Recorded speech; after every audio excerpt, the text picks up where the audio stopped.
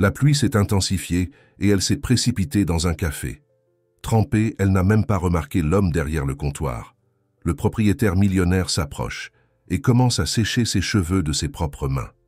Si cette histoire vous a intéressé, n'oubliez pas de vous abonner à notre chaîne et dites-nous de quelle ville vous nous regardez. Nous continuons. Le ciel de Marseille s'assombrit soudainement, en cet après-midi de mars, comme si la nature voulait imposer sa puissance sur la ville historique. Élodie Dupont courait dans les rues pavées du Panier, ses pas résonnant entre les maisons colorées, tandis que la pluie commençait à tomber impitoyablement. Ses longs cheveux bouclés étaient déjà trempés, collant à son visage aux traits délicats. Vêtue seulement d'une légère robe en coton imprimée de fleurs méditerranéennes, typiques de la région, elle n'était pas préparée pour cette tempête qui semblait vouloir engloutir toute la Provence. Les gouttes de pluie devenaient de plus en plus lourdes, se transformant en un rideau d'eau qui troublait sa vision. Les quelques touristes qui restaient encore dans les rues couraient s'abriter, et les commerçants s'empressaient de protéger leurs marchandises. Le ciel se déchirait d'éclairs, illuminant momentanément les façades historiques qui racontaient des siècles d'histoire française. « Zut alors !» s'exclama Élodie pour elle-même, cherchant désespérément un abri. Ses plans de photographier l'architecture coloniale pour son portfolio artistique étaient complètement ruinés. Son appareil photo professionnel, son bien le plus précieux, était protégé dans son sac imperméable, mais elle-même était complètement vulnérable aux éléments. C'est alors que ses yeux se posèrent sur une enseigne en bois sculpté, se balançant dans le vent fort, Café Fleur de Lavande. L'établissement, situé dans une maison jaune de 2 étages aux fenêtres bleues, émettait une lueur accueillante à travers les anciennes vitres. Sans hésiter une seconde de plus, Élodie courut vers la porte en bois massif et la poussa. L'arôme de café frais et de gougères tout juste sortis du four l'enveloppa comme une étreinte chaleureuse. L'intérieur du café contrastait parfaitement avec la fureur qui se déchaînait dehors. Des murs d'un jaune doux décorés de tableaux d'artistes locaux, des tables en bois de récupération soigneusement restaurées et des luminaires en cuivre qui projetaient une lumière dorée sur l'environnement. Dans un coin, une vieille guitare était appuyée comme si elle attendait que quelqu'un en joue à tout moment. Quelques clients conversaient à voix basse, créant un murmure accueillant qui se mêlait au son de la pluie battant contre les fenêtres et au rythme doux d'une chanson de jazz qui jouait en fond. Élodie sentit ses épaules se détendre, tandis que la chaleur du lieu commençait à chasser le froid qui avait pénétré ses os. « Madame, voudrait-elle une serviette ?» La voix grave et mélodieuse fit se retourner Élodie. Ses yeux rencontrèrent ceux d'un homme grand, à la peau mate et aux cheveux noirs légèrement grisonnants aux tempes. Il souriait gentiment, tendant une serviette blanche et douce. Ses yeux, d'un brun profond, transmettaient une tranquillité qui contrastait avec la tempête au dehors. « Oui, merci », bégaya Élodie, soudain consciente de son apparence. « Échevelée ? Désolé de mouiller votre sol. »« Ne vous inquiétez pas, » répondit-il avec un sourire qui formait de petites rides au coin de ses yeux. « Par des jours comme celui-ci, la moitié de Marseille finit par entrer ici trempée. Je suis Mathieu Lefebvre, le propriétaire de cet endroit. Bienvenue au café Fleur de Lavande. » Élodie Dupont, se présenta-t-elle, acceptant la serviette et séchant son visage et ses cheveux. « Votre café est magnifique. On dirait un morceau de l'histoire de la Provence préservé dans le temps. » Le visage de Mathieu s'illumina sous le compliment. « C'était la maison de mes grands-parents. Je l'ai transformée en café il y a 5 ans après être revenu de Paris. Je voulais un lieu qui raconte nos histoires, qui préserve notre culture. » Pendant qu'ils discutaient, Élodie observait les détails du lieu avec des yeux d'artiste. Les murs n'exposaient pas seulement des tableaux, mais aussi des photographies en noir et blanc, qui représentaient le Panier à différentes époques, des instruments de musique traditionnels et des pièces d'artisanat local.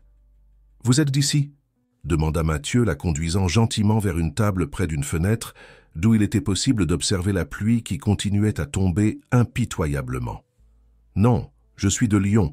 Je suis venu à Marseille pour un projet photographique sur l'influence de la culture méditerranéenne sur l'architecture française. » Elle hésita avant d'ajouter « Je suis photographe et artiste visuel. » Les yeux de Mathieu brillèrent d'un intérêt sincère. « Vraiment ? Quelle coïncidence! Incroyable! Justement, cette semaine, je cherche des artistes locaux pour exposer ici au café. J'essaye de transformer cet espace en un point culturel, pas seulement un endroit pour boire un café. Une serveuse au sourire aimable s'approcha, interrompant momentanément la conversation. Mathieu commanda 2 cafés spéciaux de la maison et une portion de gougère, une spécialité locale. « Qu'est-ce que vous photographiez exactement ?» demanda-t-il quand ils furent à nouveau seuls. Élodie ouvrit son sac et sortit soigneusement son appareil photo, vérifiant qu'il n'avait pas été endommagé par la pluie. Principalement l'architecture et les gens. J'aime capturer le moment où les deux se connectent, quand un espace prend vie à travers les personnes qui l'habitent. Elle alluma l'appareil et lui montra quelques photos qu'elle avait prises ce matin-là. Des détails des églises baroques, les mains ridées d'une vendeuse de soca, des enfants pratiquant la savate sur la place. Mathieu observait chaque image avec une attention sincère, posant des questions perspicaces qui démontraient non seulement de l'intérêt, mais aussi une connaissance de l'art. Alors qu'il séchait doucement ses cheveux avec la serviette, quelque chose tomba de la poche de la veste d'Élodie. Une petite clé ancienne, d'apparence particulière, avec des gravures complexes. Mathieu se baissa pour la ramasser. « Vous avez laissé tomber ceci. » Quand il tendit la main avec la clé, ses doigts touchèrent ceux d'Élodie pendant un bref instant. Un courant électrique sembla passer entre eux, aussi intense que les éclairs qui continuaient à déchirer le ciel dehors. « Merci, » dit-elle, rangeant rapidement la clé. « C'est un souvenir de famille. » Mathieu perçut son hésitation mais n'insista pas. Au lieu de cela, il reporta son attention sur les photographies. « Votre travail est incroyable, Élodie. Vous arrivez à capturer l'âme de Marseille d'une manière dont beaucoup d'artistes qui vivent ici depuis des années n'y parviennent pas. » Le café et les gougères arrivèrent, remplissant l'air de plus d'arômes délicieux. Tout en mangeant, la conversation coulait naturellement, comme s'ils étaient de vieux amis, se retrouvant après une longue séparation. Mathieu raconta comment il avait abandonné une carrière prometteuse d'architecte à Paris pour revenir à Marseille et préserver la maison de sa famille, la transformant en un café qui rendait hommage aux traditions provençales. « Et cette clé ?» demanda-t-il finalement, sa curiosité l'emportant sur la discrétion. « Elle semble ancienne. » Élodie hésita, ses doigts touchant instinctivement la poche où elle avait rangé l'objet. La pluie continuait à tomber dehors, créant un rideau translucide qui isolait le café du reste du monde, comme s'ils étaient dans une réalité parallèle où seuls eux deux existaient. « C'est une longue histoire, » répondit-elle finalement, ses yeux rencontrant les siens avec une intensité qui la surprit. « Une histoire que j'ai commencé à poursuivre il y a longtemps et qui, d'une manière ou d'une autre, m'a amené jusqu'ici. La tempête ne donnait aucun signe qu'elle allait cesser de sitôt. Le ciel de Marseille restait chargé, comme s'il avait décidé de déverser toute sa fureur sur la ville historique cet après-midi-là. À l'intérieur du café Fleur de Lavande, cependant, le temps semblait s'écouler à un autre rythme. Alors, cette clé a un rapport avec votre projet photographique, demanda Mathieu, tout en servant plus de café à Élodie. Ses yeux curieux ne pouvaient cacher la fascination qu'il ressentait non seulement pour la mystérieuse clé, mais surtout pour la femme en face de lui. Élodie hésita un moment, passant ses doigts dans ses cheveux déjà presque secs. Quelque chose chez Mathieu inspirait la confiance, une sensation qu'elle éprouvait rarement avec des personnes qu'elle venait de rencontrer. « En fait, je suis en Provence pour 2 raisons, » confessa-t-elle finalement. Le projet photographique est réel, mais je suis aussi à la recherche de réponses sur ma famille. Ma grand-mère, Madame Simone, est née à Marseille, mais a déménagé à Lyon encore jeune. Elle nous a quittés l'année dernière, me laissant cette clé avec un journal intime incomplet et beaucoup de questions sans réponse. Mathieu se pencha en avant, complètement absorbé par l'histoire. Le murmure des autres clients et la musique ambiante semblait avoir disparu, comme si l'univers avait créé un espace intime juste pour eux deux. Elle m'a dit que la clé ouvrait un trésor caché quelque part dans le panier, continua Élodie, sa voix baissant presque à un murmure. Sac, pas un trésor d'or ou de bijoux, mais quelque chose lié à l'histoire de notre famille, quelque chose qui expliquerait pourquoi elle a quitté Marseille si brusquement en 1968. 1968 répéta Mathieu, ses yeux s'écarquillant. C'était pendant les événements de mai 68. Élodie acquiesça. Exactement. Le journal mentionne des persécutions, des personnes qui disparaissaient, mais il manque des pages. La dernière entrée parle d'un secret gardé dans la maison aux 7 fenêtres, où le soleil se lève vers la mer. Un coup de tonnerre particulièrement fort fit trembler les fenêtres du café, comme si la nature elle-même réagissait à cette révélation. Mathieu se leva brusquement, marchant vers l'un des murs où plusieurs anciennes photographies étaient encadrées. « Venez voir ça !» appela-t-il, un ton d'excitation dans sa voix. Élodie s'approcha, sentant son cœur accélérer, sans comprendre pourquoi. Mathieu pointa du doigt une photographie sépia montrant une rangée de vieilles maisons. « Voici le panier en 1960, expliqua-t-il, et celle-ci, son doigt se posa sur une construction imposante, était connue comme la maison aux 7 fenêtres. Elle appartenait à une famille traditionnelle, les Beaumont. Beaumont? Élodie sentit ses jambes faiblir. Le nom de jeune fille de ma grand-mère était Beaumont. Les yeux de Mathieu rencontrèrent les siens, une étincelle d'étonnement, partagée passant entre eux. Élodie, je ne pense pas que ce soit seulement la pluie qui vous a amené à mon café aujourd'hui. Il y a trop de coïncidences qui se produisent ici. Il fit une pause comme s'il réfléchissait à ce qu'il devait révéler.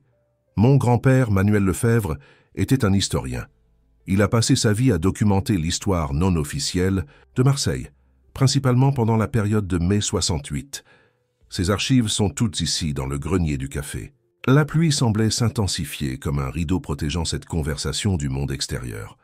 D'autres clients commençaient à prendre congé, affrontant le déluge pour retourner chez eux, tandis que de nouveaux arrivaient, trempés, et cherchant un abri. Le café bouillonnait de vie, mais Élodie et Mathieu restaient immergés dans leur propre bulle, connectés par des fils invisibles que le destin semblait avoir tissés bien avant cette rencontre. « Vous pensez que votre grand-père a pu connaître ma grand-mère » demanda Élodie, sa voix dissimulant à peine son émotion. « C'est possible, » répondit Mathieu, la ramenant à la table. Les cercles intellectuels de Marseille étaient petits à cette époque. Si votre grand-mère était d'une manière ou d'une autre impliquée dans la résistance politique, comme le suggère son journal, il y a peut-être des mentions d'elle dans les archives de mon grand-père. Les yeux d'Élodie brillèrent d'espoir.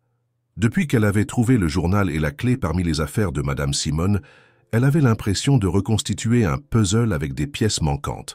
Maintenant, de façon inattendue, de nouvelles pièces apparaissaient. « Mathieu, m'aideriez-vous à enquêter sur cela ?» Elle se rendit compte de l'audace de sa demande au moment où les mots sortèrent de sa bouche. Après tout, elle venait juste de rencontrer cet homme. Mais quelque chose à l'intérieur lui disait qu'elle pouvait lui faire confiance. Le sourire de Mathieu fut une réponse suffisante. « Bien sûr, en fait, je suis aussi intrigué que vous. De plus, il hésita un instant. J'ai un projet pour transformer une partie du café en centre culturel, avec des expositions sur l'histoire de Marseille. Votre histoire et les photographies que vous êtes en train de réaliser pourraient être parfaites pour l'inauguration. » Élodie sentit une chaleur se répandre dans sa poitrine. Ce n'était pas seulement la perspective de découvrir plus sur sa grand-mère, mais aussi l'idée de pouvoir contribuer avec son travail à quelque chose de significatif. « Ce serait merveilleux, » répondit-elle, un sourire sincère illuminant son visage pour la première fois en cette journée orageuse. Le thé. Moment fut interrompu par le bruit de la porte du café s'ouvrant violemment. Un homme entra, apportant avec lui non seulement l'eau de la pluie, mais aussi une atmosphère lourde qui semblait aspirer l'air accueillant de l'environnement. Grand, d'allure athlétique et aux cheveux grisonnants impeccablement coiffés, il portait un costume qui semblait trop cher pour une simple visite à un café du centre historique. Mathieu se raidit visiblement. « Thomas !» dit-il avec une froideur qui contrastait avec la gentillesse qu'il avait démontrée jusqu'alors. « Mathieu !» répondit le nouveau venu, ses yeux parcourant l'environnement avec un dédain à peine dissimulé. « Je vois que ton établissement continue de résister malgré tout. Que veux-tu, Thomas ?» La voix de Mathieu était contrôlée, mais Élodie pouvait sentir la tension émaner de lui. L'homme sourit, un sourire qui n'atteignait pas ses yeux. « Je passe simplement pour te rappeler que mon offre tient toujours. Cette vieille bâtisse a le potentiel pour devenir un hôtel-boutique de luxe, quelque chose qui apporterait vraiment du prestige au panier. Pas ce musée d'antiquité. » Ses yeux se posèrent sur Élodie, l'examinant avec une curiosité froide. Et qui serait cette charmante dame? Avant que Mathieu ne puisse répondre, Élodie se leva, tendant la main, avec une assurance qu'elle ne ressentait pas réellement. « Élodie Dupont, photographe, et vous devez être Thomas Mercier, entrepreneur immobilier. » Il serra sa main avec une force inutile. Intéressant. Mathieu a toujours eu un talent pour attirer des artistes dans son petit refuge culturel. Dommage que l'art ne paie pas les factures, n'est-ce pas? Mathieu fit un pas en avant, se plaçant subtilement entre Élodie et Thomas. « Mes factures sont à jour, Thomas. Et le fleur de lavande n'est pas à vendre, comme je te l'ai déjà dit d'innombrables fois. » L'homme d'affaires haussa les épaules, un geste étudié pour paraître désinvolte. « Tout le monde a son prix, Mathieu. C'est juste une question de le trouver. » Ses yeux revinrent vers Élodie. « Ce fut un plaisir, mademoiselle Dupont. Peut-être pourrons-nous discuter de votre travail dans une occasion plus appropriée. » Sur ce, il se retourna et sortit, laissant derrière lui une traînée d'eau et une atmosphère chargée. Quand la porte se referma, Mathieu poussa un profond soupir. « Désolé pour ça, murmura-t-il, passant la main dans ses cheveux en un geste de frustration. « Qui était-ce » demanda Élodie, ressentant encore l'inconfort de la présence invasive de cet homme. Mathieu lui fit signe de s'asseoir à nouveau. « Thomas Mercier, nous livrons une bataille depuis des années. Il a acheté presque tous les immeubles de cette rue et les a transformés en entreprises touristiques de luxe. Le Fleur de Lavande est l'un des derniers établissements originaux qui restent et il ne supporte pas ça. » La pluie donna finalement une trêve le lendemain matin, laissant l'air humide et un ciel encore nuageux sur Marseille. Élodie se réveilla, tôt dans sa chambre louée, un petit appartement dans une vieille maison restaurée près de la place aux Huiles. Par la fenêtre, elle pouvait voir les toits coloniaux reluisants d'humidité, et les couleurs vibrantes des façades semblaient encore plus intenses après le lavage de la tempête. Tout en préparant un café simple, ses pensées ne pouvaient s'éloigner de la rencontre de la veille. Mathieu, le café Fleur de Lavande, la connexion inattendue avec l'histoire de sa grand-mère, tout semblait irréel, comme une de ces coïncidences qui n'arrivent que dans les films. Et il y avait aussi cet homme, Thomas Mercier, dont la présence avait apporté un nuage sombre dans la chaleur du café. Son téléphone vibra avec un message. C'était Mathieu. « Bonjour, Élodie. J'espère ne pas être importun de si bon matin. J'ai réfléchi à notre conversation d'hier. Si vous êtes disponible, j'aimerais vous montrer quelque chose. Pouvons-nous nous retrouver au café à 10 heures ?» Élodie sourit, sentant un inexplicable papillon dans l'estomac. Elle répondit immédiatement qu'elle serait là et se hâta de se préparer. Elle enfila une longue jupe imprimée de motifs méditerranéens, un simple chemisier blanc et des sandales confortables, une tenue pratique pour explorer le centre historique, mais qui reflétait aussi son amour pour la culture locale. L'outil. Panier était différent sous la lumière du matin. Sans le voile de la pluie, Élodie pouvait mieux apprécier la beauté architecturale qui la fascinait tant. Les églises baroques aux détails dorés, les façades colorées des vieilles maisons, les pavés irréguliers qui pavaient les rues étroites. Des touristes circulaient déjà, enchantés, tandis que des vendeurs ambulants offraient de l'artisanat, des souvenirs de Notre-Dame, de la Garde et des gourmandises typiques. En arrivant au café Fleur de Lavande, Élodie trouva Mathieu en train d'organiser quelques vieilles boîtes derrière le comptoir. Il leva les yeux en entendant la clochette de la porte et son visage s'illumina d'un sourire qui fit accélérer le cœur d'Élodie. « Vous êtes venu, dit-il, comme s'il craignait qu'elle ne change d'avis. « Bien sûr que je suis venu, répondit. Élodie, lui rendant son sourire, « Votre message m'a rendue curieuse. » Mathieu lui fit signe de le suivre. « J'ai passé la nuit à fouiller dans les archives de mon grand-père au grenier, et j'ai trouvé quelque chose qui devrait vous intéresser. » Il la conduisit à travers une porte discrète derrière le comptoir, révélant un escalier étroit en bois qui menait au 2e étage. L'espace là-haut était complètement différent du café.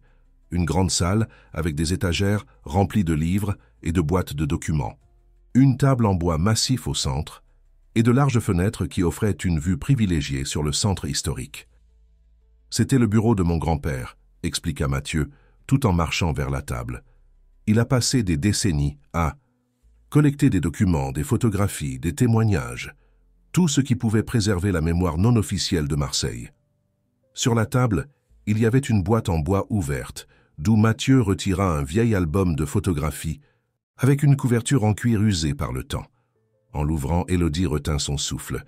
La première page montrait une photographie en noir et blanc d'un groupe de jeunes devant un bâtiment qu'elle reconnut comme la faculté de philosophie de l'université d'Aix-Marseille. « Voici mon grand-père, Manuel Lefebvre, » dit Mathieu, montrant un jeune homme maigre à lunettes et à l'expression sérieuse. Et cette photo a été prise en 1967, lors d'une réunion du mouvement étudiant.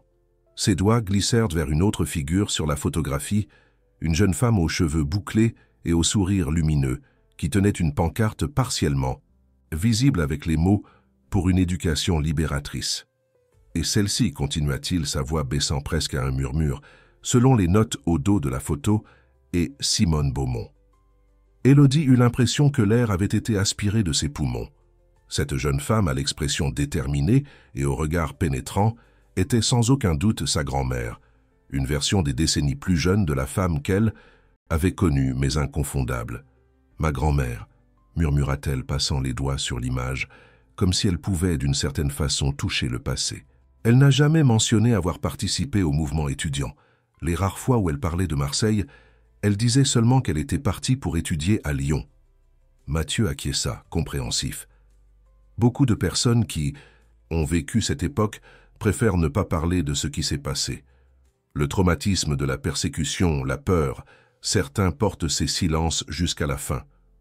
Il tourna quelques pages de plus de l'album, révélant d'autres photographies, des rencontres sur des places, des manifestations, des jeunes réunis dans des pièces qui semblaient être des résidences privées. Mon grand-père a tout documenté, ce qu'il pouvait. C'était sa forme de résistance, garantir que l'histoire ne serait pas effacée.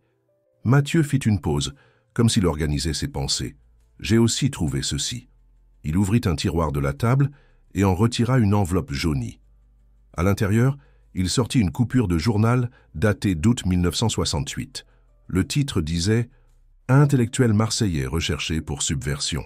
Parmi les noms listés se trouvait celui de Simone Beaumont. C'était juste après les lois d'exception, expliqua Mathieu. La répression s'est intensifiée et beaucoup d'étudiants et de professeurs ont dû fuir ou se cacher. Élodie sentit un nœud se former dans sa gorge. Elle avait toujours su qu'il y avait quelque chose de plus dans l'histoire de sa grand-mère, quelque chose qui expliquerait le regard distant qu'elle adoptait quand le sujet était Marseille, quelque chose qui justifierait pourquoi elle n'avait jamais voulu y retourner, même pour une visite.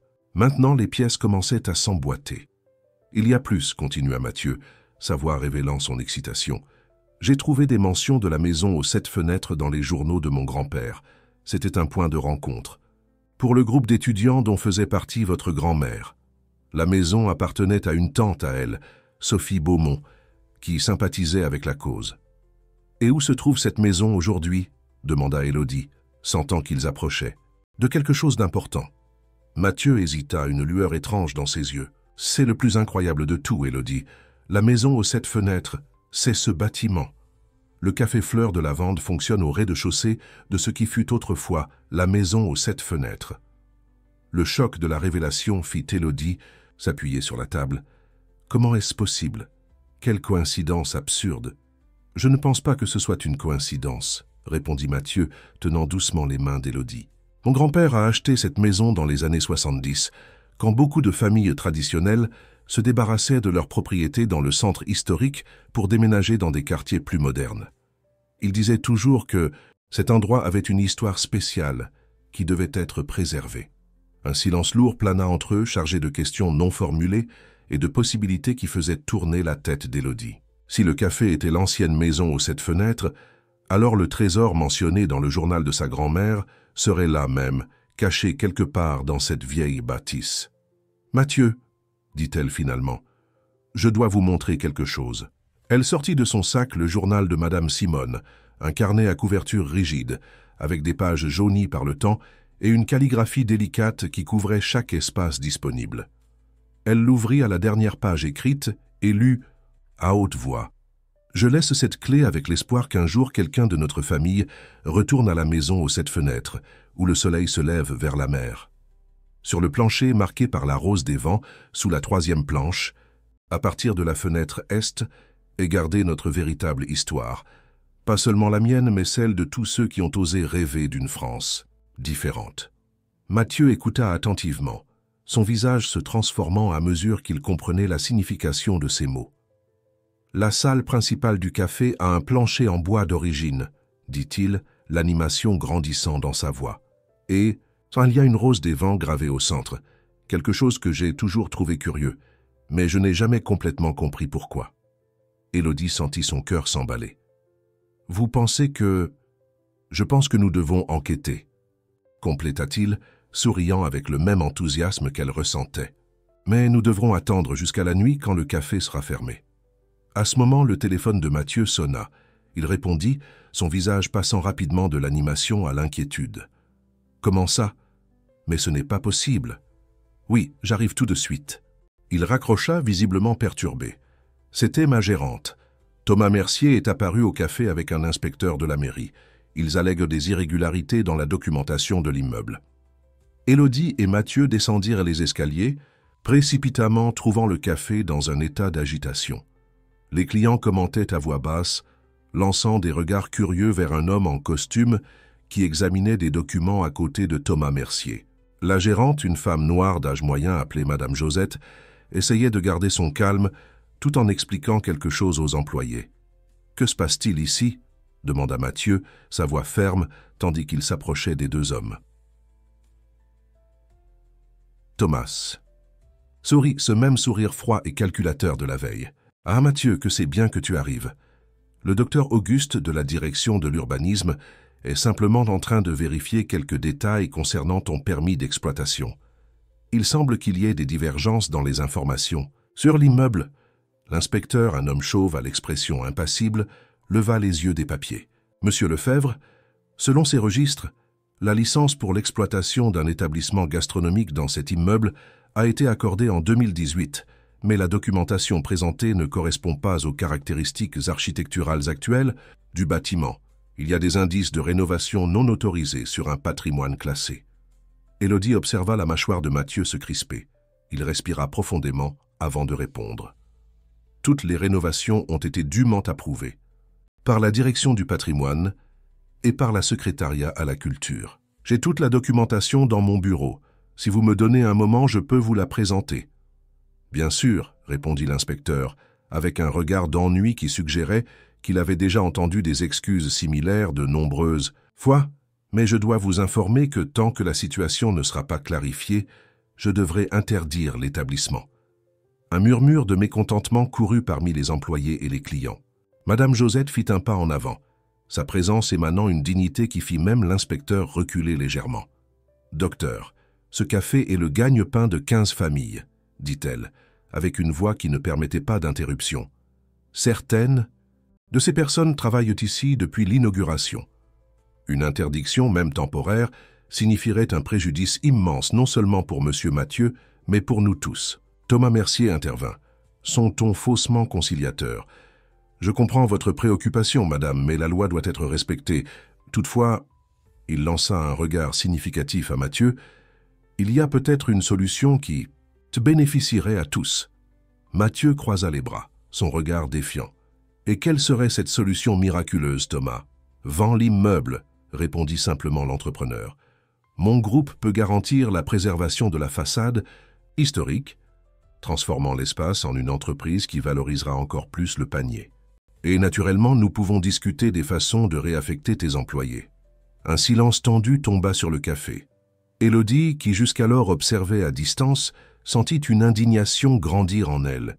Il y avait quelque chose de profondément injuste dans cette situation, une injustice qui résonnait avec les histoires que sa grand-mère racontait sur la façon dont les puissants trouvaient toujours des moyens de plier le système à leur avantage. « C'est clairement une manœuvre pour faire pression sur Monsieur Lefebvre, » dit-elle, s'avançant vers le centre de la discussion. Tous les regards se tournèrent vers elle, surpris par l'intervention.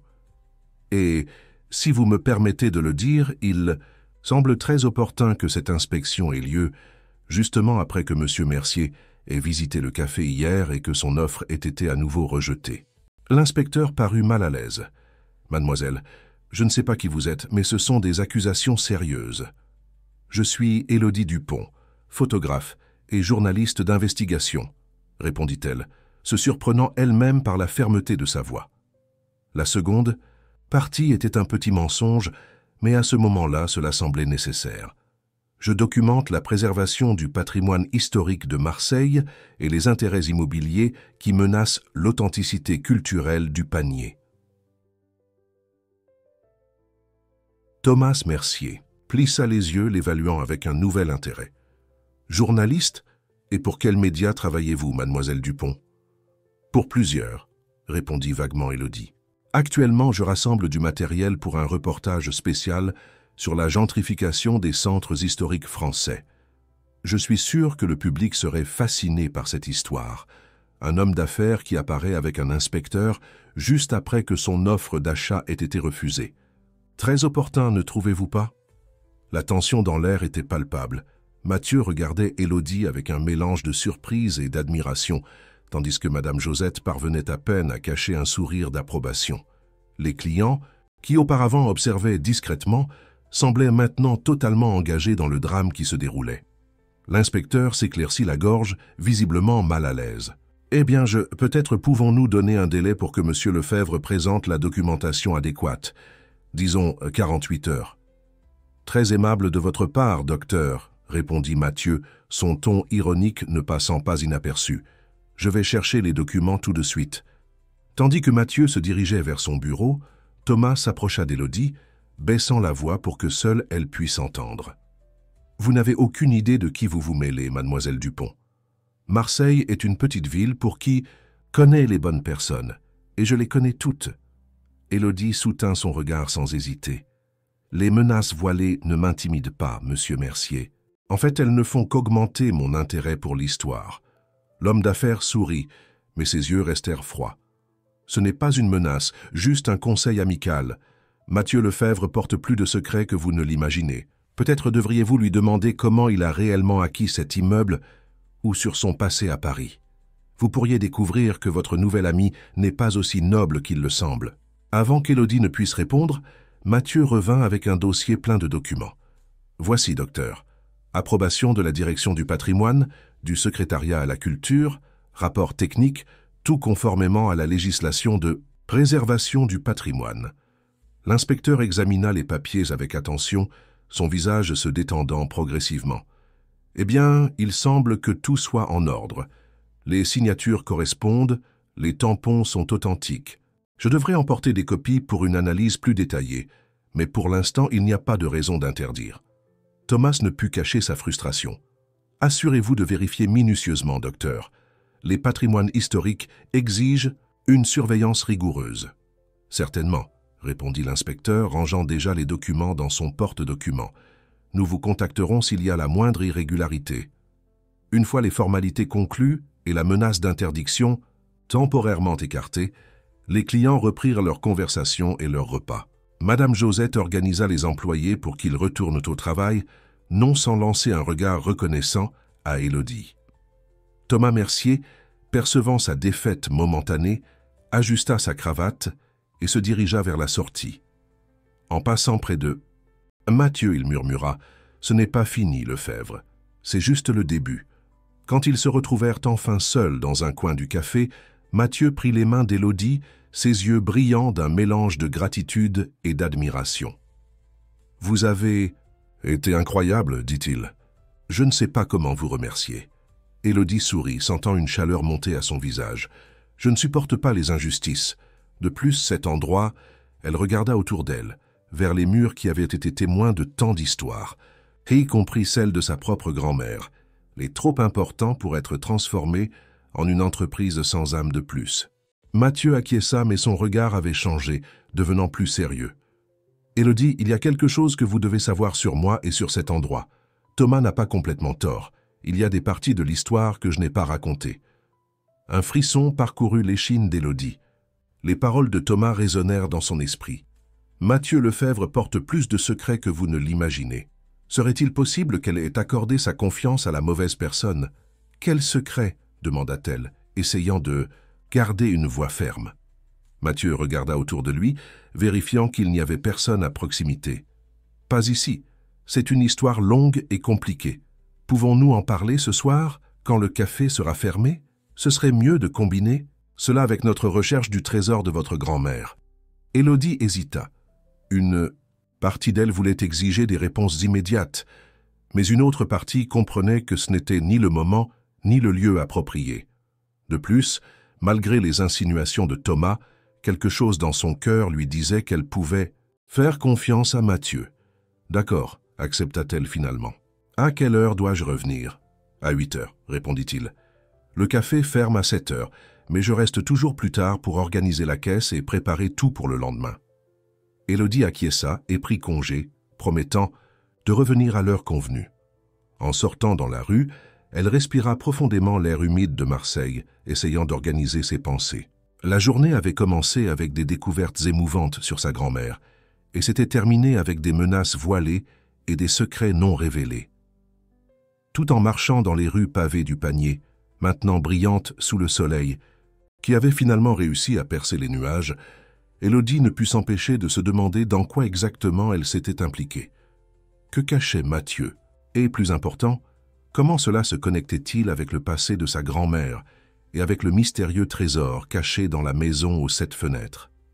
Les heures qui suivirent semblèrent se traîner pour Élodie.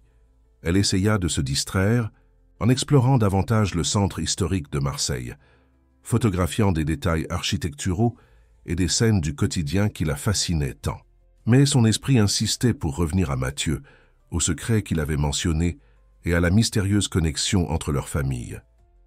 Le soleil commençait à se coucher quand elle retourna au petit appartement loué pour prendre une douche et se préparer pour la rencontre de la nuit. Elle opta pour une robe simple en coton bleu et des sandales confortables. En prenant la clé ancienne dont elle avait hérité de sa grand-mère, elle sentit un poids différent dans ses mains. Ce n'était plus seulement un souvenir, mais potentiellement la porte pour dévoiler un mystère familial. Le Panier, la nuit, avait une atmosphère complètement différente. Les lumières jaunâtres des anciens lampadaires projetaient des ombres dansantes sur les murs colorés. Des musiciens de rue jouaient dans de petits cercles qui se formaient sur les places, et l'odeur de soca et d'autres délices provençaux imprégnait l'air. Touristes et résidents locaux se mêlaient dans une célébration spontanée de la vie qui semblait être l'essence de cet endroit. En arrivant au café Fleur de Lavande, Élodie trouva la porte principale fermée, avec une pancarte indiquant les heures d'ouverture. Elle hésita un moment, mais aperçut bientôt Mathieu lui faisant signe à travers la vitre. Il ouvrit rapidement la porte, l'invitant à entrer.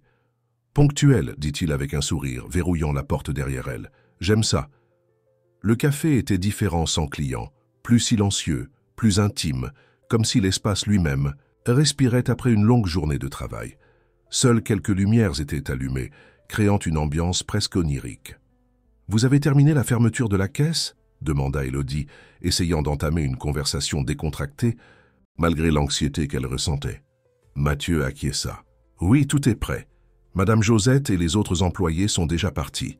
Nous sommes seuls. » Il y avait quelque chose dans la façon dont il prononça ces derniers mots qui fit accélérer le cœur d'Élodie, mais elle essaya de rester concentrée sur le but de cette rencontre. « Alors, commença-t-elle, vous avez dit que vous aviez des secrets à révéler. » Mathieu indiqua une table dans le coin où il avait préparé 2 tasses de café et une assiette avec de petites douceurs typiques. Ils s'assirent et pendant un moment, il la regarda simplement comme s'il évaluait par où commencer. « Mon nom complet est Mathieu Lefebvre-Dupré, dit-il finalement.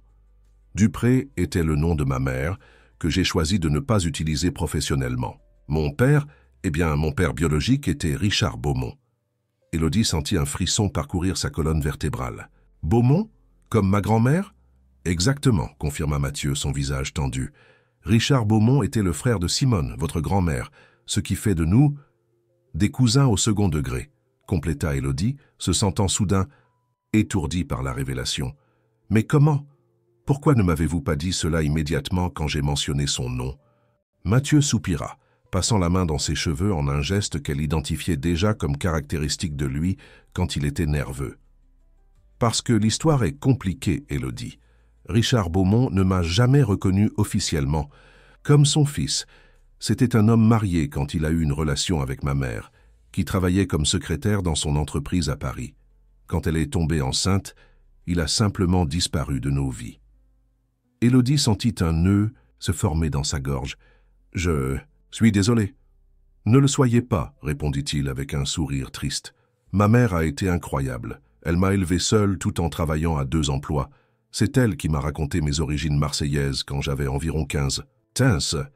Après qu'elle soit tombée malade, j'ai trouvé parmi ses affaires des lettres que Richard lui avait écrites au début de leur relation. Dans ces lettres, il parlait de sa famille à Marseille, de la maison historique qu'ils avaient perdue pendant les années de mai 68. Mathieu fit une pause, prenant une gorgée de café avant de continuer. Quand ma mère est partie, j'étais en dernière année d'architecture. J'ai décidé que je devais connaître cette partie de mon histoire. Je suis venu à Marseille, j'ai commencé à rechercher les Beaumont. C'est ainsi que j'ai découvert la maison aux 7 fenêtres et par une incroyable coïncidence, j'ai su que l'immeuble était à vendre. Alors vous avez acheté la maison de votre propre famille sans que personne ne le sache. Mathieu secoua la tête. Pas exactement. La maison n'appartenait plus aux Beaumont depuis des décennies. Comme je vous l'ai dit, mon grand-père Manuel Lefebvre l'a acheté dans les années 70. Ce que je ne vous ai pas dit, c'est qu'il l'a acheté d'un intermédiaire qui avait acquis l'immeuble dans une vente aux enchères après la confiscation des biens des subversifs par le régime en place. Élodie sentit un froid dans le ventre. Sa grand-mère n'avait jamais parlé de la perte de propriété pendant cette période, mais cela expliquerait beaucoup de choses. Le silence sur le passé, le refus de revenir à Marseille, l'amertume qui transparaissait parfois quand le sujet était la politique. Quand j'ai découvert que c'était la maison de ma famille paternelle, j'ai senti que c'était mon devoir de la récupérer, continua Mathieu. J'ai utilisé tout l'héritage que ma mère avait laissé et j'ai encore fait un emprunt significatif. J'ai transformé l'endroit en un café qui honorerait tant l'histoire de ma mère. Elle adorait les fleurs de Provence, comme la lavande. Que l'héritage culturel que je connaissais à peine, mais que je sentais couler dans mes veines. « Pourquoi n'avez-vous pas cherché ma grand-mère ou d'autres parents ?» demanda Élodie, assimilant encore toutes ces informations. « J'ai essayé, » répondit-il. « J'ai trouvé quelques cousins éloignés ici à Marseille, mais personne ne savait grand-chose sur Simone. Il disait qu'elle avait coupé les liens avec la famille après avoir déménagé à Lyon. J'ai essayé de la localiser plusieurs fois, mais sans succès. Et pour être honnête, une partie de moi avait peur d'être rejetée, comme mon père avait rejeté ma mère. » Un silence pesant tomba entre eux, rempli seulement par les sons lointains de la musique qui venait de la rue. Élodie regardait Mathieu avec de nouveaux yeux. Ce n'était pas seulement un étranger qui, par coïncidence, possédait le café installé dans l'ancienne maison de sa grand-mère. C'était son parent, quelqu'un qui partageait le même sang, la même histoire. « Et, pour Thomas Mercier ?» demanda-t-elle finalement. « Que voulait-il dire à propos de votre passé à Paris ?» Mathieu laissa échapper un rire sans humour. Thomas fait ses devoirs quand il veut détruire quelqu'un. Il a découvert mon emprunt et sait que j'ai lutté pour le rembourser à temps, surtout après la pandémie qui a affecté le tourisme. Il a aussi découvert que j'avais été enquêté à Paris pour avoir prétendument plagié un projet pendant mes études. Une accusation dont j'ai été complètement innocenté, mais qui a terni ma réputation pendant un temps.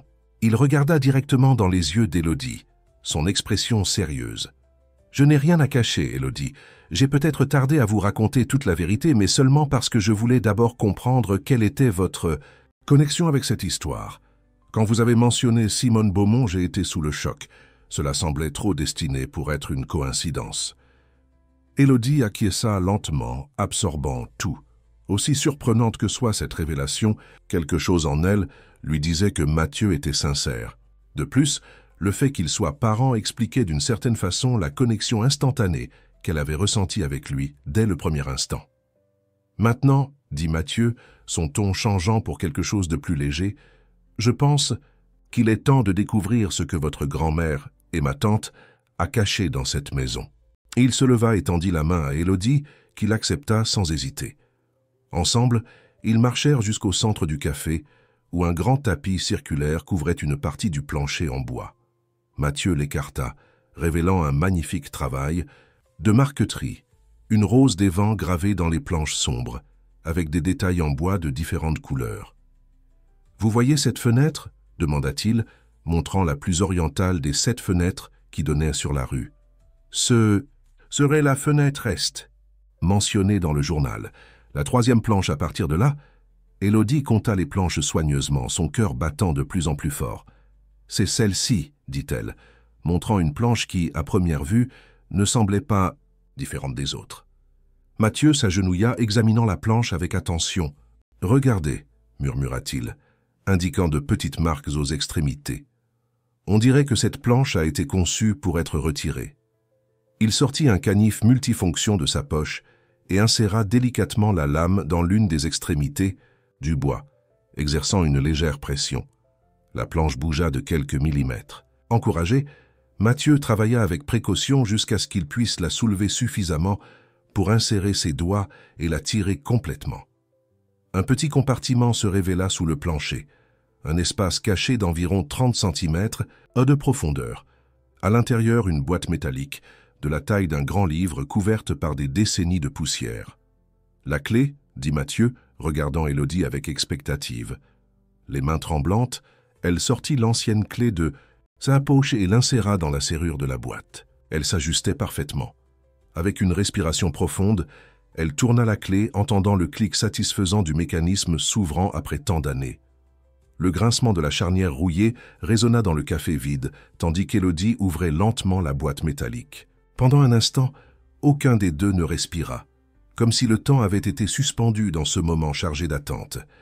La lumière douce qui illuminait l'environnement semblait converger vers ce petit espace entre eux, comme si le destin lui-même attendait la révélation. « Mon Dieu !» chuchota Élodie, quand elle aperçut enfin le contenu. Il n'y avait ni bijoux ni argent comme on aurait pu l'attendre d'un trésor caché. À la place, la boîte contenait une collection méticuleusement organisée de documents, photographies, lettres et un carnet à couverture rigide qui semblait être la continuation du journal qu'Élodie possédait déjà. Avec une révérence précautionneuse, elle retira d'abord le carnet. Sur la couverture, en lettres délicates écrites à la main, on lisait « Pour qu'il n'oublie jamais, Simone Beaumont, 1968 ».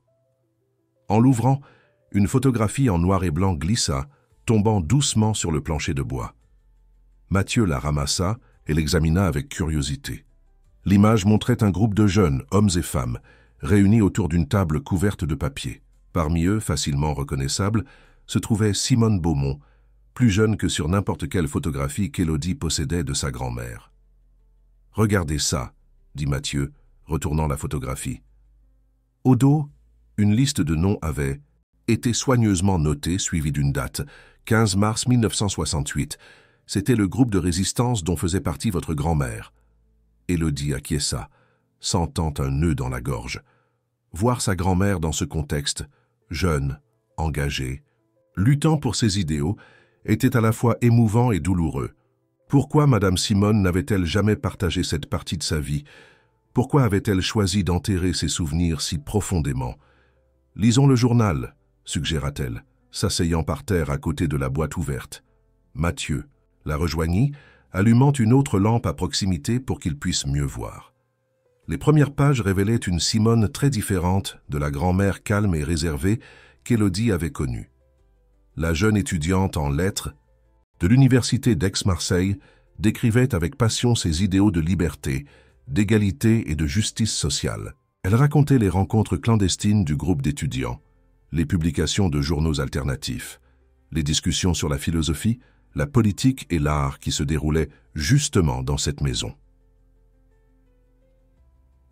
Ma tante Sophie nous a offert la maison aux 7 fenêtres comme refuge, lisait-on dans un passage. Elle comprend ce qui est en jeu, même en ayant près de 60 ans.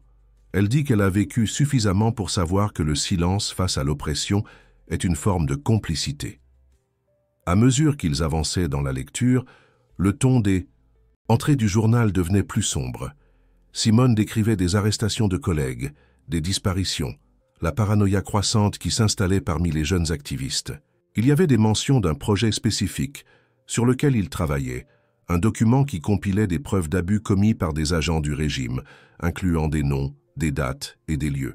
« Nous devons préserver ces preuves », avait-elle, écrit dans une entrée datée de septembre 1968. « Si quelque chose nous arrive, le monde doit connaître la vérité sur ce qui se passe en France. » Élodie sentit un frisson. Cela expliquait tant. Le silence de sa grand-mère, la peur qui transparaissait parfois dans ses yeux quand le sujet était la politique, le refus de retourner à Marseille. Madame Simone n'avait pas simplement quitté la ville pour étudier à Lyon. Elle avait fui pour sauver sa vie. « Regardez ceci, dit Mathieu, pointant une entrée spécifique. Elle mentionne Richard, mon père. Le passage parlait de comment Richard, alors un jeune, avocat récemment diplômé, aidait le groupe en offrant des conseils juridiques et en les alertant sur d'éventuels mandats d'arrêt. Richard est de plus en plus inquiet, avait écrit Simone. Il dit que les agents ont une liste avec nos noms. Il insiste pour que nous nous dispersions, au moins temporairement. Mathieu déglutit. Je n'aurais jamais imaginé... J'ai toujours pensé à lui comme un homme qui avait simplement abandonné ma mère. Je n'ai jamais considéré qu'il puisse avoir un passé d'activisme politique. Les personnes sont complexes, répondit doucement Élodie. Tous ont des couches qu'ils ne révèlent pas toujours. Ils continuèrent à explorer le contenu de la boîte. Il y avait des coupures de journaux soigneusement préservées, beaucoup d'entre elles rapportant des événements officiels, mais avec des annotations dans les marges qui contredisaient les versions publiées. Il y avait aussi des lettres échangées entre membres du groupe, utilisant des noms de code et un langage chiffré. Au fond de la boîte, enveloppée dans un morceau de tissu décoloré, ils trouvèrent quelque chose qui fit Élodie retenir son souffle, une clé USB argentée, clairement beaucoup plus récente que les autres objets. « Comment cela peut-il être ici ?» demanda-t-elle, confuse. « Ma grand-mère a caché ces choses en 1968. Les clés USB n'existaient pas à l'époque. » Mathieu examina l'objet avec curiosité. Cela signifie qu'elle est revenue à un moment donné. Revenue à Marseille, ouvert cette cachette et ajouté ceci à la boîte. L'idée que Madame Simone soit retournée secrètement à la maison aux 7 fenêtres était surprenante. Dans toutes les conversations sur son passé, elle avait toujours affirmé catégoriquement qu'elle n'avait jamais remis les pieds à Marseille après son départ. « Nous devons voir ce qu'il y a sur cette clé USB, dit Élodie, se levant et prenant son sac d'où elle sortit un ordinateur portable. Pendant que l'ordinateur démarrait, Mathieu continuait à examiner les documents, les organisant soigneusement sur la table. « C'est incroyable, Élodie. C'est une archive historique complète, une perspective de mai 68 qui n'a jamais été officiellement documentée. Ce sont les voix de ceux qui ont été réduits au silence, préservés par votre grand-mère. » Élodie connecta la clé USB à l'ordinateur portable, sentant un mélange d'anxiété et d'attente. Un dossier unique apparut à l'écran intitulé simplement « Vérité ». À l'intérieur, il y avait plusieurs fichiers, des documents numérisés, des photographies et un fichier vidéo appelé « À regarder ». Le cœur battant, Élodie cliqua sur la vidéo. Après quelques secondes d'écran noir, apparut l'image qui fit ses yeux se remplir de larmes. Madame Simone, paraissant environ 70 ans, assise dans un fauteuil à bascule, qu'Élodie reconnut comme faisant partie de la décoration de la maison, à Lyon. « Si vous regardez ceci, commença la voix familière et chérie, cela signifie que vous avez trouvé la clé et suivi les indices jusqu'à la maison aux 7 fenêtres. J'espère que c'est quelqu'un de ma famille, quelqu'un qui se soucie de la vérité et de la justice. » Madame Simone expliqua qu'elle avait enregistré cette vidéo en 2010, quand elle avait appris son diagnostic d'une condition cardiaque sérieuse. Elle raconta comment, après des décennies à éviter Marseille, elle avait décidé de faire une dernière visite dans la ville, déguisée en simple touriste. « J'ai découvert que la maison aux 7 fenêtres était devenue un café, dit-elle dans la vidéo avec un petit sourire. Un bel endroit plein de vie et de culture. Je suis restée à observer de loin pendant des heures, sans courage pour entrer. Mais je devais vérifier si notre cachette était encore intacte, si les preuves que nous avions collectées avec tant de risques étaient encore préservées. » Elle raconta comment elle avait attendu jusqu'à l'aube, quand l'établissement était fermé, et utilisé une copie de la clé qu'elle avait toujours gardée avec elle pour entrer par la porte arrière. Elle avait trouvé le compartiment secret exactement comme elle l'avait laissé des décennies auparavant. J'ai ajouté cette clé USB à la boîte parce que la technologie nous permet maintenant de préserver ces souvenirs de façon plus durable, expliqua-t-elle. J'ai numérisé tous les documents originaux, ajouté mes propres souvenirs et les récits d'autres compagnons que j'ai réussi à localiser au fil des années. Ses yeux, marqués par le temps mais encore intenses, semblaient regarder directement Élodie à travers l'écran. « Qui que vous soyez, Vous êtes maintenant le gardien de cette histoire. Une histoire de jeunes qui croyaient en une France plus juste et libre et qui ont payé un prix élevé pour cette croyance. La vidéo continua avec Madame Simone détaillant des noms, des dates, des événements. Un témoignage complet sur mai 68, vu par quelqu'un qui l'avait vécu en première ligne de la résistance. Elle parlait avec une clarté et une éloquence qui surprirent Élodie, si différente de la grand-mère réservée qu'elle avait connue dans les dernières années de sa vie. « Richard, mon cher frère, » dit Madame Simone à un moment donné, faisant Mathieu se pencher encore plus vers l'écran. « s'est sacrifié pour que je puisse m'échapper. Il m'a alerté de mon arrestation imminente, préparé ma fuite vers Lyon.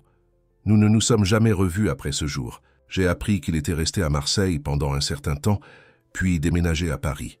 J'ai essayé de le contacter plusieurs fois au fil des ans, mais il semblait déterminé à couper tous les liens avec le passé. » Mathieu déglutit, visiblement ému. « Il n'a jamais rien mentionné de tout cela à ma mère, du moins pas que je sache.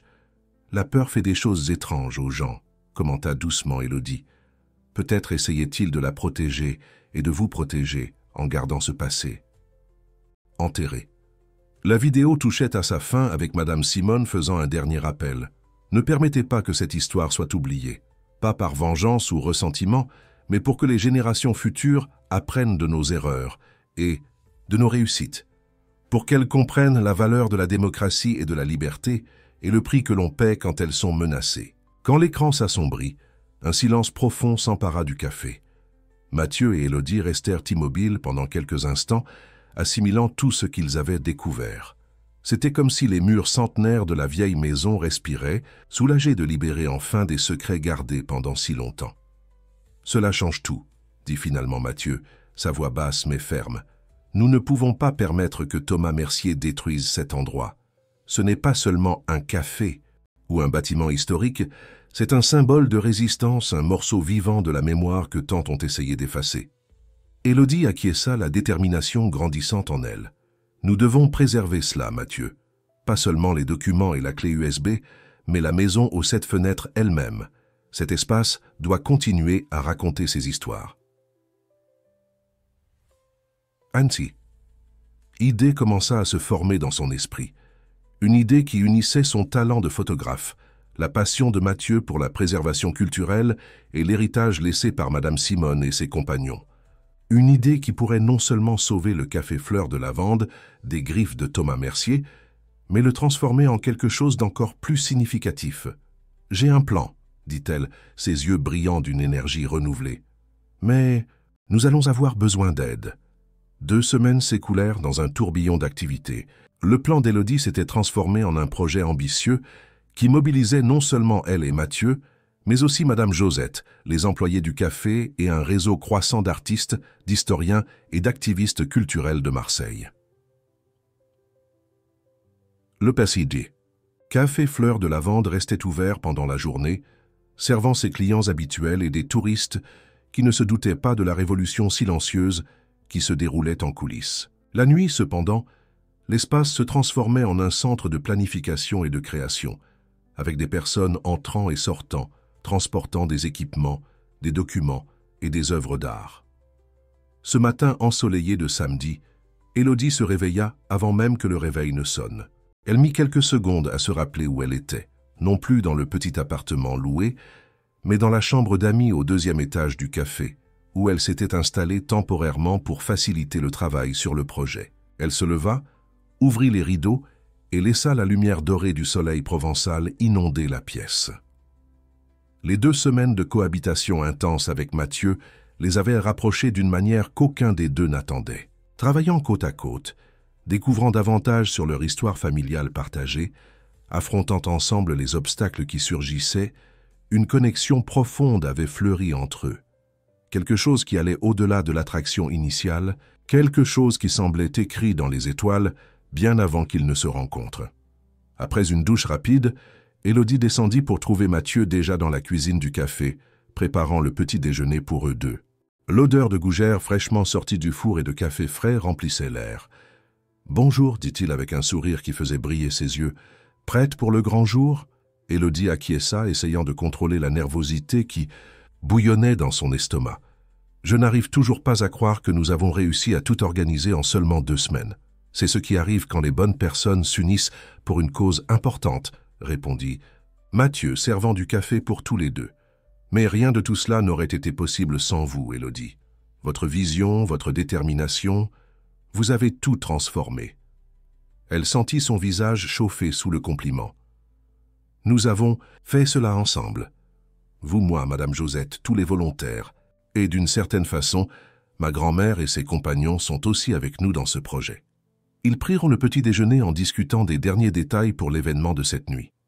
Le plan d'Élodie avait évolué vers quelque chose de beaucoup plus grand qu'elle n'avait initialement imaginé. Une exposition multimédia intitulée « Mémoire de la Résistance », la maison aux 7 fenêtres, qui occuperait tout l'espace du café et raconterait l'histoire de Simone, Beaumont et ses compagnons pendant mai 68. L'idée était née cette nuit où ils avaient découvert le trésor caché par sa grand-mère. Au lieu de garder ces documents, photographies et témoignages, pourquoi ne pas les partager avec le public? Pourquoi ne pas transformer le Café Fleur de Lavande en un espace qui non seulement préserverait la mémoire, mais la maintiendrait, vivante et pertinente pour les nouvelles générations? Mathieu avait embrassé l'idée avec enthousiasme. En tant qu'architecte, il avait immédiatement commencé à planifier comment l'espace pourrait être adapté pour accueillir l'exposition. Sans perdre sa fonction de café, Madame Josette avait mobilisé son vaste réseau de contacts dans la communauté culturelle de Marseille. Et Élodie s'était plongée dans le travail qu'elle connaissait le mieux, raconter des histoires à travers des images. Après le petit déjeuner, ils allèrent vérifier les préparatifs finaux. Le café était méconnaissable. Les tables avaient été réorganisées pour créer un parcours narratif qui guidait les visiteurs à travers l'histoire. Des panneaux avec des photographies agrandies, certaines des archives de Madame Simone, d'autres contemporaines réalisées par Élodie, couvraient les murs. Des écrans numériques affichaient des documents numérisés et des extraits de la vidéo enregistrée par sa grand-mère. Au centre de l'espace, une installation artistique représentait la rose des vents du plancher, avec des projections qui montraient la transformation de Marseille et de la France au fil des décennies. Un panneau spécial avait été dédié à Richard Beaumont, le père de Mathieu, présentant le peu qu'il savait sur son rôle dans la Résistance. La recherche dans les archives de Madame Simone avait révélé qu'il avait aidé des dizaines de jeunes activistes à échapper à la persécution avant de finalement quitter Marseille pour Paris, où il avait essayé de reconstruire sa vie loin de la politique. « Pensez-vous qu'il serait fier ?» demanda Mathieu, tandis qu'ils observèrent le panneau. Élodie entrelaça ses doigts avec les siens, un geste d'intimité qui était devenu naturel entre eux ces derniers jours. « J'en suis certaine. Nous honorons non seulement ce qu'il a fait, mais aussi qui il était, quelqu'un qui a tout risqué pour protéger ceux en qui il croyait. » La matinée et l'après-midi passèrent dans un tourbillon d'activités. Des volontaires arrivaient pour aider aux derniers ajustements, des journalistes apparaissaient pour des interviews préliminaires, des livraisons d'équipements et de nourriture pour le cocktail d'ouverture étaient reçues et organisées. Au milieu de tout cela, Mathieu et Élodie travaillaient en parfaite synchronie, comme s'ils étaient partenaires depuis des années, et non depuis quelques semaines seulement. 17 heures, seulement 1 heure avant l'ouverture officielle, Élodie monta pour changer de vêtements.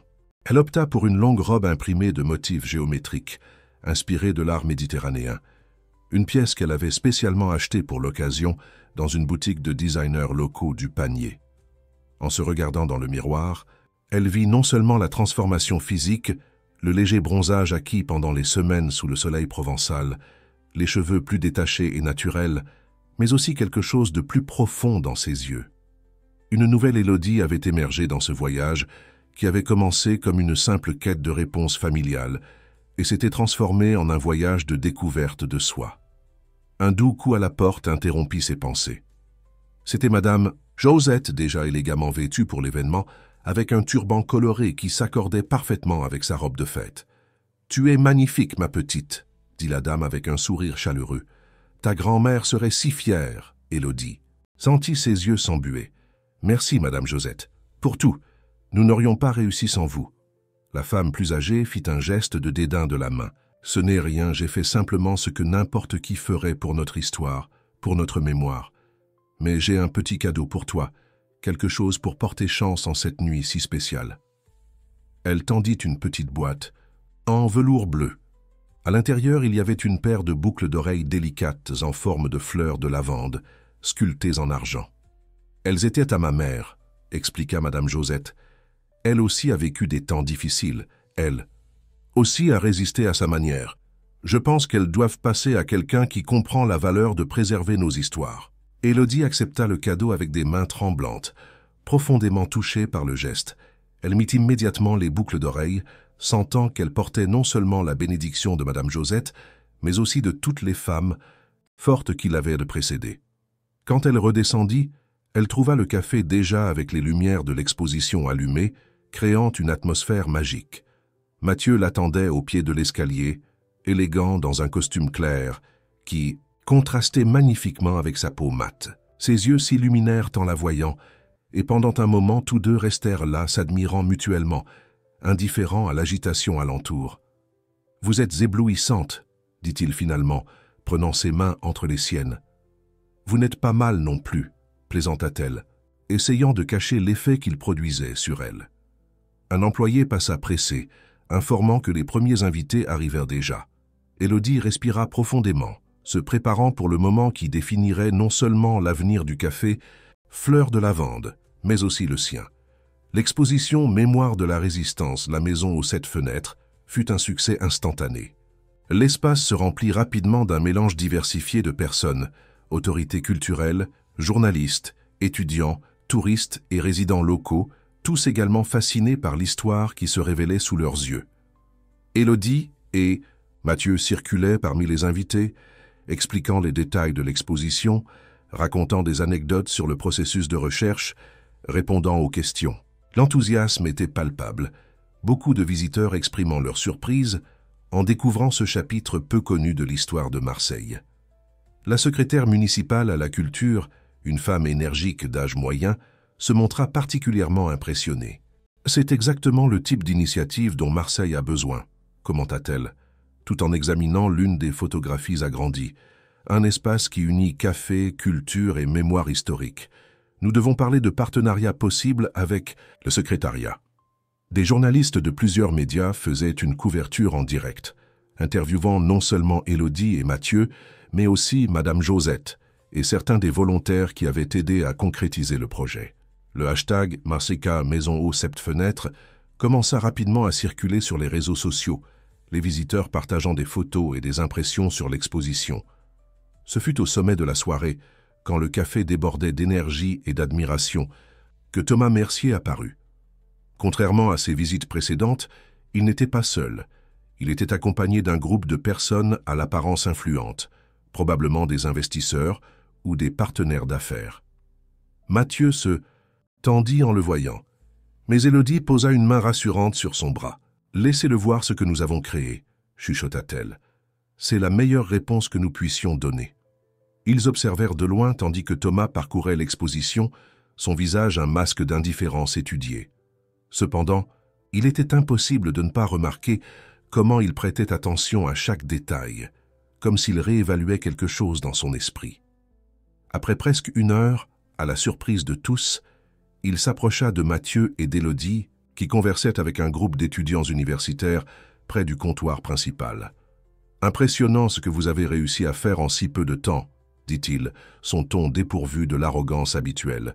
« Je dois admettre que j'ai sous-estimé le potentiel de cet endroit. » Mathieu haussa un sourcil, clairement sceptique quant au changement soudain d'attitude. « Que veux-tu, Thomas?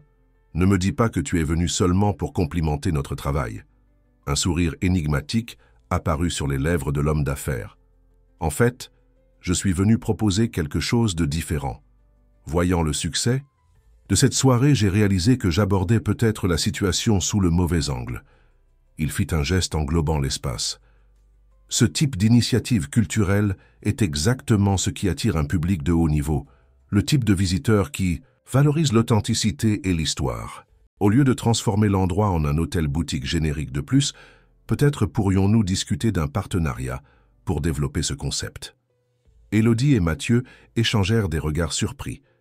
Il était difficile de croire à la sincérité de Thomas après des semaines d'hostilité ouverte. Quel genre de partenariat as-tu à l'esprit? Demanda prudemment Mathieu. Un investissement pour étendre l'exposition, peut-être la transformer en un musée permanent qui fonctionnerait conjointement avec le café, répondit Thomas. Mes contacts pourraient t'aider à apporter une visibilité internationale au projet. En échange, évidemment, j'aurais une participation aux bénéfices. Avant que Mathieu ne puisse répondre, la secrétaire à la culture se joignit à la conversation, ayant entendu une partie de la proposition. Monsieur Mercier, quelle coïncidence intéressante.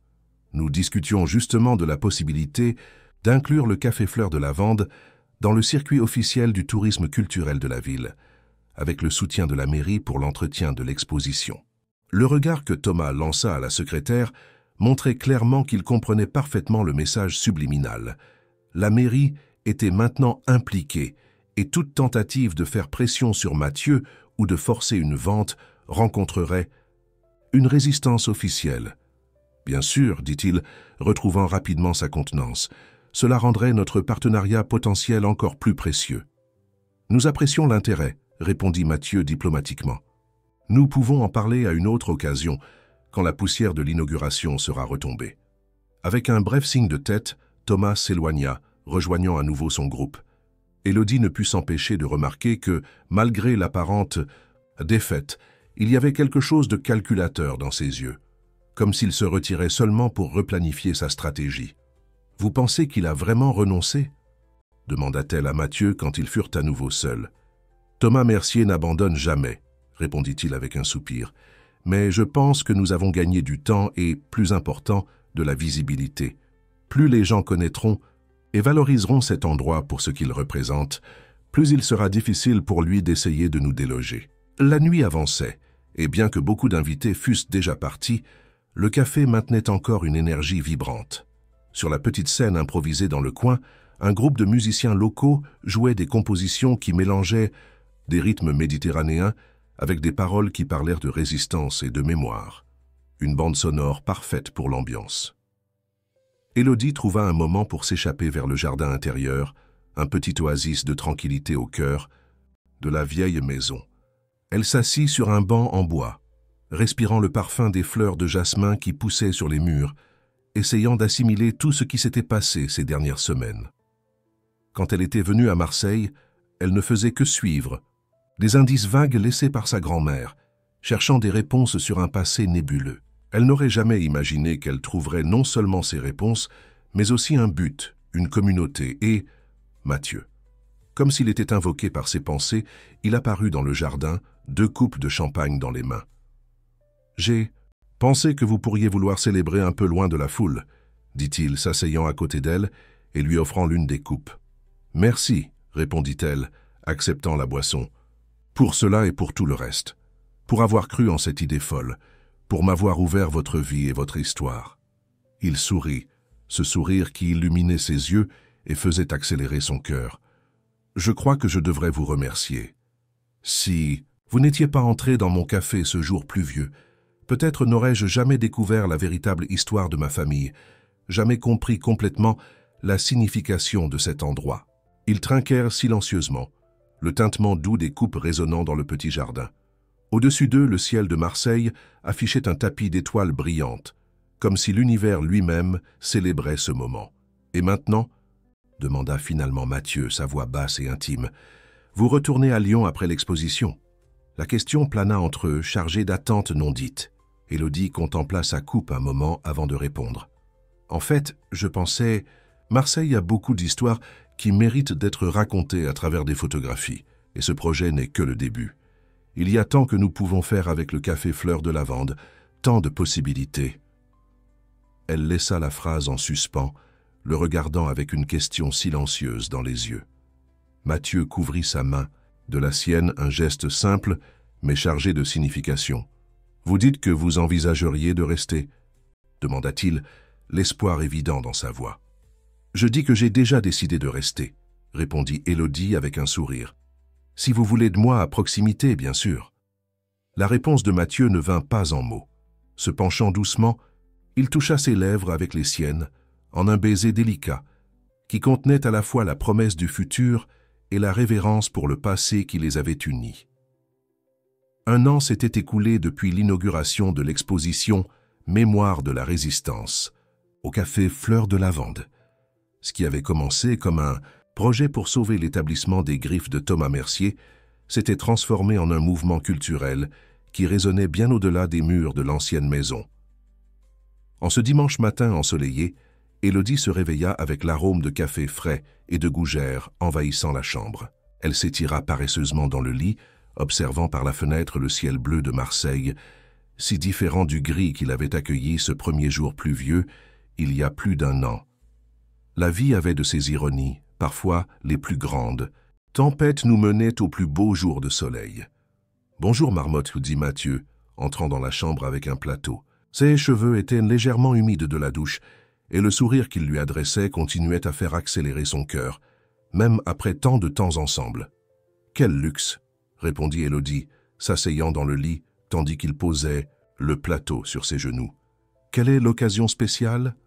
Ai-je besoin d'une occasion pour choyer la femme qui a révolutionné ma vie ?» plaisanta-t-il, s'asseyant au bord du lit. « De plus, aujourd'hui est un jour important. Les derniers témoignages seront enregistrés pour le documentaire. » Élodie acquiesça, prenant une gorgée du café parfaitement préparé. Le documentaire « Voix de la maison aux 7 fenêtres » était le plus récent projet qu'ils avaient développé en partenariat avec une productrice indépendante de Marseille. Il réunissait des interviews de survivants de mai 68, incluant 3 anciens compagnons de Simone Beaumont qui avaient été localisés ces derniers mois. « Je suis nerveuse », confessa-t-elle. « Madame Élise est la seule qui a vécu directement. Avec ma grand-mère pendant ces années. Et si elle révélait quelque chose qui, je ne sais pas, changeait l'image que j'ai de ma grand-mère ?» Mathieu prit sa main, la caressant doucement avec son pouce. « Quoi qu'elle révèle, ne fera que rendre l'histoire plus complète, plus humaine. Tu te souviens de ce que nous disons toujours aux visiteurs du café? Nous ne cherchons pas des héros parfaits, mais des personnes réelles qui ont fait des choix difficiles dans des temps impossibles. » Élodie sourit, reconnaissant la sagesse dans ses paroles. Ces derniers mois, à mesure qu'il déterrait plus d'histoires sur le passé de sa grand-mère et des autres activistes, ils avaient découvert que la réalité était toujours plus complexe que ce que les récits simplifiés permettaient. Il y avait des erreurs, des regrets, des moments de faiblesse à côté d'actes de courage extraordinaires. Et c'était exactement cette humanité qui rendait ces histoires si puissantes, si capables de toucher les visiteurs du café Fleur de Lavande. « Tu as raison », convint-elle, terminant son café. « Comme toujours. »« Pas toujours », corrigea Mathieu, avec un sourire. « Tu te souviens quand j'ai insisté pour que nous peignions la mezzanine en vert? Quel désastre !» Tous deux rirent du souvenir. La rénovation de la mezzanine pour abriter une partie élargie de l'exposition avait été l'une des nombreuses adaptations faites au café durant l'année écoulée. Ce qui avait commencé comme une petite exposition temporaire occupait maintenant presque la moitié de l'espace de la maison, avec des expositions tournantes qui complétaient la collection permanente sur la résistance pendant mai 68. Après le petit déjeuner, ils se rendirent ensemble au café Fleur de Lavande. Le dimanche, l'établissement n'ouvrait au public que l'après-midi, leur donnant quelques heures de tranquillité pour travailler sur des projets spéciaux ou, comme ce jour-là, recevoir des invités pour les enregistrements du documentaire. Entrant, ils trouvèrent Madame Josette qui organisait déjà tout pour l'arrivée de l'équipe de tournage. La gérante, qui était maintenant aussi associée minoritaire du café après la restructuration proposée par Élodie, était devenue une pièce fondamentale dans la transformation de l'espace. « Bonjour mes chéris », salua-t-elle avec son habituel sourire chaleureux. « Tout est prêt pour l'interview. La salle est préparée comme vous l'avez demandé, avec les photographies de l'époque sur les murs pour stimuler les souvenirs de Madame Élise. »« Parfait, Madame Josette, » répondit Élodie, embrassant la femme plus âgée. « Je ne sais pas ce que nous ferions sans vous. Probablement que vous serviriez encore ce café faible que Mathieu appelait spécial, » plaisanta Madame Josette, clignant de l'œil à Mathieu, qui feignit l'indignation. L'équipe de tournage arriva ponctuellement à 9 heures, installant l'équipement dans la salle, spécialement préparée au 2e étage. Le réalisateur, un jeune documentariste marseillais nommé Bruno, s'était profondément impliqué dans le projet, faisant des recherches dans les archives nationales pour compléter les matériaux trouvés dans la boîte de Simone. « Nous avons Une surprise pour vous, annonça-t-il tout en ajustant les lumières. Nous avons obtenu accès à quelques archives récemment libérées de la DST. Il y a des rapports mentionnant le groupe de votre grand-mère, Élodie. Ils apportent des détails sur la surveillance qu'ils faisaient sur eux, incluant des photographies prises par des agents infiltrés. Élodie sentit un frisson à parcourir son échine.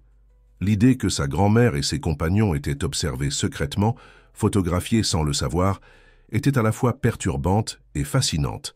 Une couche de plus dans la toile complexe d'histoire qu'ils essayaient de reconstruire. « Pouvons-nous voir ?» demanda-t-elle, la curiosité surpassant l'inconfort. Bruno acquiesça, sortant un dossier de son sac à dos. « Ce sont des copies. Les originaux restent dans les archives nationales, mais nous avons obtenu l'autorisation de les utiliser dans... C'est le documentaire. » Élodie et Mathieu examinèrent les photographies en noir et blanc, la plupart montrant des jeunes dans des conversations apparemment décontractées sur des places ou à l'entrée de l'université. Dans plusieurs d'entre elles, Simone apparaissait, toujours avec des livres dans les mains, toujours au centre des groupes de conversation, clairement une leader naturelle. « Elle semblait si forte », murmura Élodie, traçant du doigt le contour du visage de sa grand-mère sur l'une des photos. « Si déterminée. »« Elle l'était », dit une voix inconnue derrière eux. Tous se retournèrent pour voir une dame aux cheveux blancs impeccablement arrangés, appuyée sur une canne élégante. Malgré l'âge avancé, ses yeux noirs brillaient d'une vivacité qui rappelait ceux de Simone sur les photographies de sa jeunesse. « Madame Élise !» s'exclama Bruno s'empressant de l'aider à entrer. « Que c'est bon que vous soyez arrivée. Permettez-moi de vous présenter Élodie Dupont, petite fille de Simone, et Mathieu Lefebvre, son petit-neveu. » La vieille dame examina Élodie avec intensité, comme si elle cherchait des traits familiers sur son visage. « Vous avez ses yeux ?» dit-elle finalement avec un doux sourire, ce même regard qui voyait au-delà des apparences. Élodie sentit les larmes se former, mais les retint. Elle s'approcha pour saluer la dame, qui dispensa les formalités et l'étreignit avec une force surprenante. « Votre grand-mère parlait beaucoup de vous, » continua Madame Élise quand elles se séparèrent. « Dans les rares fois où nous nous sommes rencontrés après tout, elle disait que vous aviez hérité de son entêtement et de son regard pour la beauté même dans les situations les plus difficiles. »« Vous êtes restés en contact ?» demanda Élodie, surprise. Sa grand-mère n'avait jamais mentionné d'amitié de cette époque. Madame Élise acquiesça, tandis qu'elle acceptait la chaise que Mathieu lui offrait. « Pas régulièrement. C'était risqué les premières années.